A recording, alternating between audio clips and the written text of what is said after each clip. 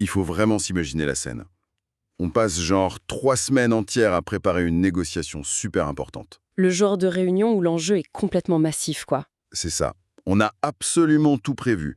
Les arguments sont ultra affûtés, les contre-arguments sont listés dans un immense tableau Excel avec des codes couleurs, Ah oui, le fameux tableau de préparation que personne ne lit à part nous. mais totalement.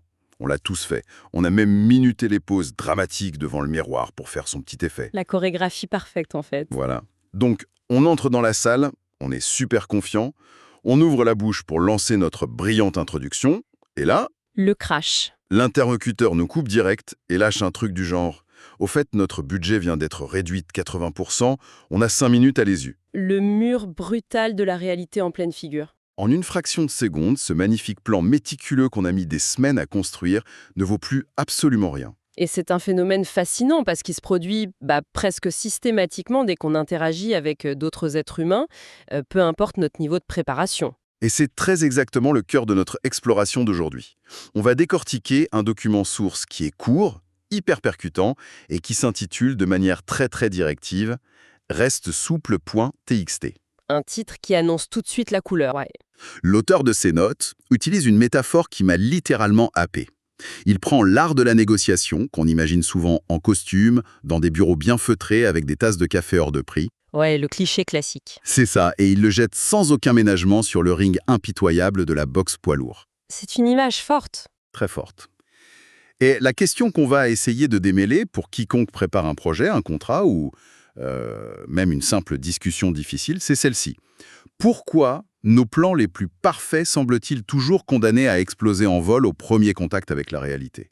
Bon, décortiquons tout ça. C'est une excellente question pour commencer. Et je crois qu'il faut dissiper un malentendu tout de suite, d'ailleurs. Vas-y. L'objectif de notre analyse des notes de l'auteur, ce n'est pas du tout de faire l'apologie de l'improvisation totale. Ce serait absurde de dire qu'il faut arriver les mains dans les poches. Ah oui, non, ce n'est pas du tout le message. Voilà. Le texte nous invite plutôt à examiner la mécanique psychologique de l'imprévu. Il s'agit de comprendre comment notre besoin maladif de contrôle, qui s'exprime à travers ces fameux plans ultra rigides, Les tableaux Excel. exactement, comment ce besoin devient paradoxalement notre pire vulnérabilité face au chaos naturel d'une vraie conversation. Alors pour bien saisir cette vulnérabilité, je pense qu'il faut d'abord s'attarder sur la phase qui précède le combat, ce que j'appellerais la théorie du vestiaire. Ah, l'élaboration du plan, donc. C'est ça. Le texte indique qu'on peut passer des jours entiers à peaufiner un plan en allant jusqu'à anticiper, je cite, « chaque silence C'est fou quand on y pense. Anticiper un silence. ». Mais oui. En lisant ça, j'ai tout de suite pensé à un scénariste de cinéma. C'est comme si on s'enfermait dans une pièce pour écrire un dialogue brillant, en rédigeant non seulement nos propres répliques, mais aussi celles de l'autre personne. L'analogie du scénariste est super juste. Sauf que le hic, c'est que dans la vraie vie, l'autre acteur n'a jamais reçu le script. Il ne sait pas qu'il est censé dire « oui, c'est très pertinent à la page 4 », parce qu'il n'a pas la page 4. Mais tellement. Et ce qui est fascinant ici, c'est que ça illustre parfaitement notre rapport complètement biaisé à l'incertitude. Comment ça? Est-ce que le texte suggère que toute cette préparation obsessionnelle est juste une perte de temps? Non, justement. L'auteur précise bien « prépare-toi, oui ». Mais il pointe du doigt un glissement dangereux, tu vois. Le problème ne réside pas dans l'acte de préparer ses arguments, mais dans l'attachement émotionnel démesuré qu'on développe envers la séquence qu'on a imaginée. L'obsession que ça se passe exactement comme prévu. C'est en réalité une tentative d'éradiquer la part d'inconnu, en fait. Ouais. C'est vouloir dominer totalement l'espace mental de la rencontre, souvent juste pour calmer notre propre angoisse, en fait. C'est une illusion complète. Mais attends, je vais me faire un peu l'avocat du diable ici. Je t'écoute. Si je ne dois pas m'attacher à mon plan, pourquoi est-ce que je passerai 40 heures à le construire? C'est quand même profondément ancré dans la nature humaine de s'appuyer sur le filet de sécurité qu'on a passé des semaines à tisser, non? C'est clair. On nous apprend ça depuis qu'on est tout petit à l'école. Fais tes devoirs, apprends ta leçon par cœur, et tout se passera bien. C'est tout à fait humain, oui, c'est rassurant. Mais c'est là que le piège se referme. Le plan ultra détaillé, il agit comme une sorte de doudou psychologique pour les professionnels. Un doudoudo. Oh, c'est génial. Bah oui, il apaise notre cerveau reptilien qui fondamentalement déteste l'imprévisibilité. Mais ce doudou crée une fausse illusion de contrôle, on finit par confondre la carte avec le territoire, quoi. C'est-à-dire qu'on pense que le monde réel est la feuille de calcul. Exactement. On se convainc que parce qu'on a travaillé très très dur sur une présentation PowerPoint, la réalité va poliment se plier à notre logique. L'auteur souligne, en creux, une forme d'arrogance intellectuelle là-dedans. C'est vrai que c'est un peu arrogant. De croire que notre rationalité isolée dans notre petit bureau peut encadrer toutes les réactions organiques, émotionnelles et ultra complexes d'un autre être humain. C'est une folie. Un doudou psychologique. C'est une image terrible pour l'ego de l'entreprise, mais c'est tellement parlant. Si on prend un exemple très concret pour ceux qui écoutent, imaginons quelqu'un qui va demander une augmentation. Le classique absolu. Voilà. La personne se dit « Ok, je vais demander 10%, mon patron va faire les gros yeux, là je vais laisser un silence dramatique de 3 secondes, puis bam, je vais sortir l'argument de ma surcharge de travail sur le dossier X. » Tout est millimétré. Elle a complètement chorégraphié la scène. Elle s'est bâtie une petite forteresse de certitude dans sa tête. Et que se passe-t-il si le patron ne fait pas les gros yeux, comme prévu? Imagine qu'ils font en larmes parce que l'entreprise est au bord de la faillite, ou alors qu'il lui propose soudainement un poste à l'étranger au lieu d'une augmentation. Ah ouais, la forteresse s'effondre direct. On n'a plus rien. Plus rien du tout. Et ça nous amène directement à la métaphore centrale du texte, qui est, il faut le dire, d'une violence inouïe. Ah oui, on passe sur le ring. Pour illustrer cet effondrement, l'auteur convoque une citation mythique de l'ancien champion du monde de boxe, Mike Tyson. Tout le monde a un plan, jusqu'à ce qu'il reçoive un coup de poing dans la figure. C'est légendaire. C'est là que ça devient vraiment intéressant. Parce que je dois avouer que transposer la sueur, le sang et la brutalité d'un ring de boxe dans l'univers complètement aseptisé de l'entreprise, c'est brillant. C'est un contraste énorme. Dès que la discussion commence, bam, le plan percute le mur, le coup part. Et la citation de Tyson est parfaite parce qu'elle capture cet aspect complètement viscéral de la surprise. Sur le ring de la négociation, l'adversaire ne réagit pas comme on l'avait storyboardé, tu vois. Ouais. Les enjeux se transforment d'un coup, ou alors une information qu'on n'avait pas du tout envisagée, est posée violemment sur la table. C'est ce que je proposerais d'appeler un coup de poing cognitif. Ah, j'aime bien ça. Bah oui, si c'était pas physique, évidemment, personne ne se bat physiquement dans une salle de réunion. Enfin, j'espère. En principe, non. Mais le choc mental, lui, il est super similaire. C'est l'exemple de l'introduction. On apprend que le budget est amputé de 80%. C'est littéralement le souffle coupé. C'est la paralysie totale. On est sonné. On a les yeux grands ouverts et on regarde notre magnifique PowerPoint, qui est devenu complètement obsolète à la diapositive numéro 2. Si on relie ça à une perspective plus large, physiologiquement, la réaction du corps est d'ailleurs très très proche d'une agression physique. Vraiment. Ah oui. Face à un imprévu majeur de ce type, le cerveau humain bascule en mode survie, la fameuse réponse archaïque de lutte, de fuite ou de paralysie. Le fight, flight or freeze. Exactement. Ton rythme cardiaque s'accélère, l'anxiété monte en flèche d'un seul coup. Et c'est très précisément à cet instant précis que le doudou psychologique, notre beau plan bien rigide, se transforme en un piège mortel. Parce qu'on s'y accroche. C'est ça. Si notre seule stratégie de survie, c'est d'essayer de relire la ligne 14 de notre script alors que tout a changé, on est intellectuellement KO. On ne répond plus à la réalité. Mais attends, d'où sort cette information inattendue, ce fameux coup de poing cognitif? Parce que le texte dit que ça sort parfois, de nulle part. Est-ce que c'est juste la faute à pas de chance? Une espèce d'anomalie du système? Pas du tout. Et c'est un point vraiment fondamental à comprendre. Ces informations inattendues, elles ne sortent jamais de nulle part en réalité. D'accord. Elles émergent simplement de la réalité complexe de l'autre partie. Une réalité à laquelle on était totalement aveugle pendant notre préparation, dans les vestiaires. Ah, parce qu'on ne regardait que notre propre nombril. Exactement. L'autre personne, elle a ses propres contraintes invisibles, ses pressions hiérarchiques, ses craintes, ses ambitions secrètes.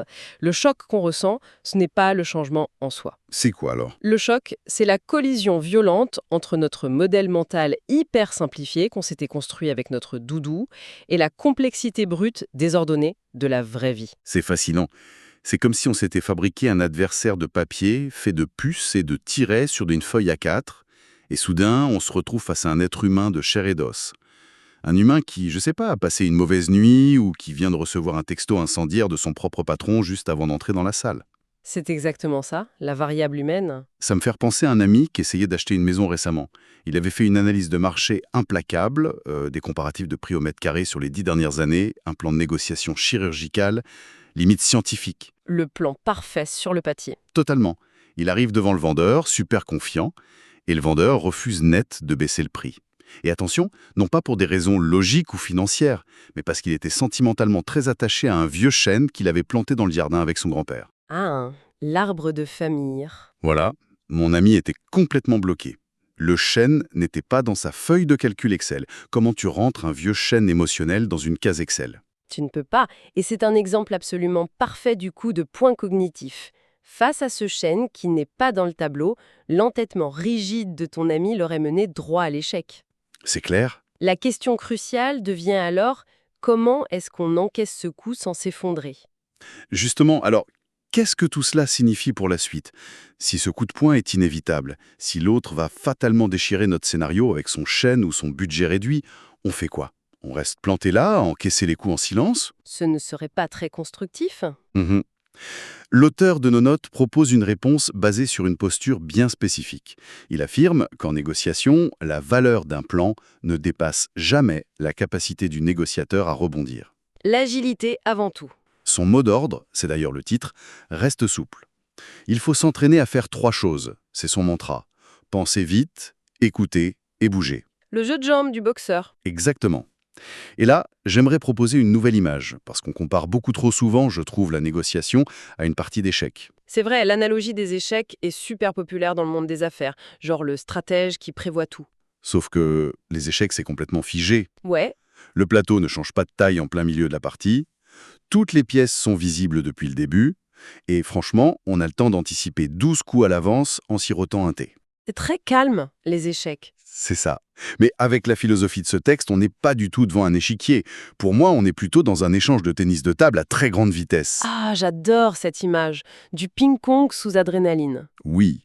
La balle arrive soudain avec un effet lifté qu'on n'avait pas vu venir. Elle frôle de justesse le bord de la table. Il y a un coup de vent qui s'en mêle. Le mouvement perpétuel, ce que l'auteur appelle bouger, c'est la seule façon de renvoyer la balle. Si on a les pieds coulés dans le béton de notre préparation initiale, on rate la balle dès le premier échange. Cela soulève une question importante sur la nature de ce mouvement. Et pour filer ta métaphore du tennis de table, regardons l'anatomie de cette agilité selon l'auteur. Ok. Dans sa petite triade « penser vite, écouter, bouger », le verbe « écouter » posé au milieu mérite qu'on s'y arrête longuement. C'est vrai que c'est complètement contre-intuitif placé comme ça. Je veux dire, je viens de me prendre un énorme coup de poing cognitif, mon client vient de m'annoncer de but en blanc qui divise le budget par 2, et la consigne de survie de l'auteur, c'est « écoute, tendre l'oreille ». Ça paraît presque passif. Complètement. Ma réaction naturelle, viscérale pour survivre, ce serait plutôt de sortir mes graphiques, de parler plus fort et de déballer tout mon argumentaire pour prouver par A plus B que mon projet vaut l'ancien budget, quoi. Et ça, c'est très typique. C'est la réaction de l'ego blessé qui cherche désespérément à regagner le contrôle de la pièce. Ouais, on essaie de forcer la réalité. Mais dans cette dynamique chaotique, l'écoute prônée par l'auteur n'a absolument rien d'une politesse passive. Ce n'est pas juste attendre sagement son tour de parler en hochant la tête. C'est quoi alors? C'est un acte de défense active, un radar tactique essentiel. Reprenons la boxe. Un bon boxeur ne fait pas que lancer des coups à l'aveugle dans le vide. Il fixe les épaules de son adversaire, il lit ses appuis au sol, il repère la moindre petite contraction musculaire avant une attaque. Il observe tout. L'écoute, en situation de crise ou de négociation tendue, c'est très exactement cette lecture des appuis. Donc si je comprends bien, ça veut dire écouter bien au-delà des mots, chercher la faille ou plutôt la vraie raison cachée derrière l'annonce brutale. Précisément. Quand la nouvelle information surgit, le coup de poing, écouté avec une vraie intensité, permet de cartographier la nouvelle réalité en temps réel. De redessiner le terrain. Voilà. Prenons l'annonce de la baisse de budget de tout à l'heure. Si tu parles par-dessus, sous l'effet de la panique, tu rates l'essentiel. Mais si tu écoutes activement, tu vas peut-être remarquer une hésitation dans sa voix, un petit soupir ou un choix de mots très spécifique. Un indice, quoi. L'interlocuteur pourrait glisser un truc du genre « Ah, mon directeur financier ne me laisse vraiment pas le choix sur ce trimestre ». Et là, tilt. Ah, on vient de lire ses appuis. Exactement. Tu comprends que la contrainte, ce n'est pas la valeur intrinsèque de ton projet. La contrainte, c'est la temporalité et c'est le blocage de son propre directeur financier à lui. Sans cette écoute profonde au moment de l'impact, tu ne peux pas penser vite de manière pertinente et encore moins bouger pour proposer une vraie solution. Bouger, dans ce cas précis, ce serait donc changer radicalement de posture. Ne plus essayer de vendre le projet à tout prix, mais plutôt trouver un moyen de contourner le directeur financier, ou peut-être proposer d'étaler les paiements sur le trimestre suivant. Voilà, pivoter avec la force de l'autre. Mais ça demande une souplesse mentale complètement dingue. Cette souplesse, si je traduis un peu le concept pour qu'on se le représente, ce serait la capacité vertigineuse d'absorber la nouvelle réalité sans résistance égoïque pour s'y adapter à la volée. C'est le cœur du sujet. Le concept de résistance égoïque est absolument central ici. Attends, sans résistance égoïque, ça sonne quand même très philosophique tout ça. Concrètement, sur le terrain, ça veut dire quoi pour quiconque nous écoute? Qu'il faut mettre sa petite fierté au placard, ravaler son ego et admettre en une microseconde que notre super plan de 40 pages était totalement à côté de la plaque? C'est très exactement ça. C'est faire le deuil instantané de son propre plan. Ouch! Ouais, c'est douloureux. C'est admettre que la réalité d'aujourd'hui a complètement supplanté notre belles hypothèses d'hier. Et c'est incroyablement difficile pour l'ego humain. On veut tellement avoir eu raison de se préparer de cette façon. On a passé tellement de temps dessus. Le fameux biais des coûts irrécupérables. Mais le bon négociateur, le vrai professionnel de l'agilité, c'est celui qui regarde son plan en miettes sur la table et qui se dit « D'accord, l'information a changé, le terrain a changé, on pivote immédiatement, sans drame. » C'est puissant. Ça enlève même une certaine pression au fond. On ne s'entraîne plus à mémoriser un texte figé par peur de faire la moindre erreur. On s'entraîne plutôt à développer des réflexes cognitifs, musculaires. On devient curieux face à l'imprévu, plutôt que d'en être terrorisé. C'est un renversement total de perspective. Le plan n'est plus la destination finale, c'est juste l'échauffement avant le match. L'échauffement du cerveau, oui. Bon, si on prend un peu de recul pour rassembler tout ce qu'on a décortiqué dans ces notes, qu'est-ce qu'on retient de fondamental? D'abord, on ne jette pas la préparation aux oubliettes. Non, surtout pas. Il faut connaître son dossier, ses chiffres, ses limites. Mais on a bien vu que la rigidité, s'accrocher à son script, c'est la mort. C'est un aveuglement volontaire qui nous expose au fameux chaos métaphorique de Tyson. Le direct au menton, La vraie compétence, la véritable magie d'un communicant ou d'un négociateur, ce n'est pas l'épaisseur de son classeur ou le nombre d'onglets de son Excel, c'est son agilité mentale. C'est sa capacité à encaisser le fait que la réalité vient de renverser la table et d'utiliser l'écoute active comme une sorte de sonar pour continuer à danser avec l'inattendu, au lieu de rester paralysé par la peur. et ce qui rend la lecture de ce petit document si pertinente pour tout le monde, c'est que cette philosophie du reste souple, elle déborde très largement du cadre strict des affaires ou de la signature de gros contrats. C'est vrai. C'est une grille de lecture qui est applicable à l'ensemble de notre vie quotidienne. L'être humain, par sa nature même, est une variable imprévisible. C'est sûr que ça s'applique partout. Quand on y pense, prenez simplement l'organisation de vacances en famille.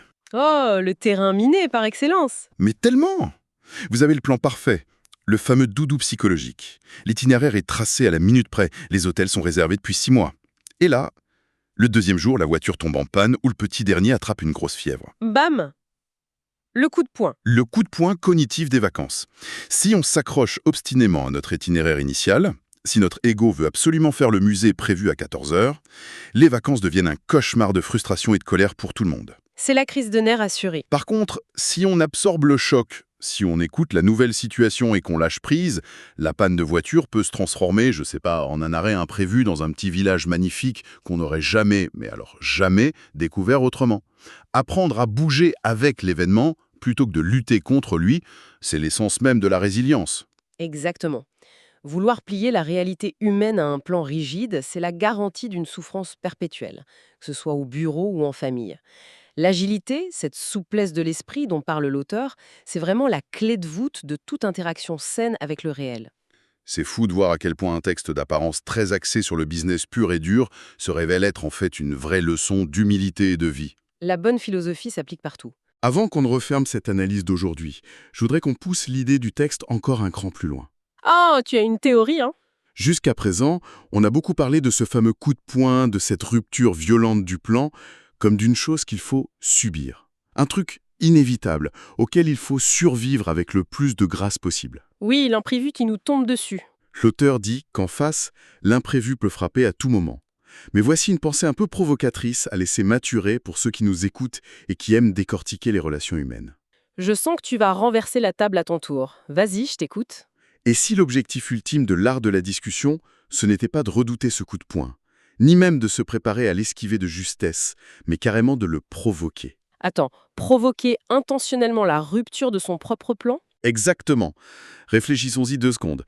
Si on reste tous poliment enfermés dans la chorégraphie très rassurante de nos notes de préparation, on ne fait que s'échanger des discours prémâchés. de la langue de bois d'entreprise. C'est vrai qu'on reste souvent en surface. On reste à la surface des choses. Mais peut-être que ce fameux coup de poing cognitif, cette perturbation brutale de la bienséance de notre plan Excel, c'est le seul et unique moment où les masques tombent enfin. Le moment de vérité. C'est ça. C'est le moment où la véritable contrainte, le fameux chêne dans le jardin dont on parlait ou le directeur financier qui bloque tout, apparaît enfin au grand jour. Ah, je vois où tu veux en venir. En provoquant ce point de bascule, tu vois, en poussant l'interaction avec des questions difficiles jusqu'à ce que le script officiel de l'autre craque complètement. C'est peut-être là, et seulement là, qu'on découvre la matière brute, la matière nécessaire pour forger un accord réel, authentique, un accord qu'on n'aurait jamais pu conceptualiser tout seul dans le confort silencieux de notre bureau. C'est une perspective hyper audacieuse. Le chaos ne serait plus du tout l'ennemi de la négociation, mais en fait son véritable moteur de révélation. L'imprévu deviendrait l'outil par lequel la vérité de l'autre se manifeste enfin. Exactement. C'est un peu effrayant, parce que ça demande de lâcher son doudou volontairement, mais c'est profondément stimulant. Ça change toute l'approche ? Finalement, on aimait bien notre belle ligne droite tracée sur le papier millimétré de la préparation. Mais bon, le papier ne ressent pas le vent, il ne ressent pas la gravité. Les vraies connexions humaines, les accords les plus solides, ils se construisent dans le bruit, l'improvisation et la souplesse du terrain. Il faut accepter la secousse. Le coup va partir, c'est inévitable. Et si on est prêt à l'accueillir, voire à le chercher, c'est peut-être la meilleure nouvelle de la journée. Restez souple.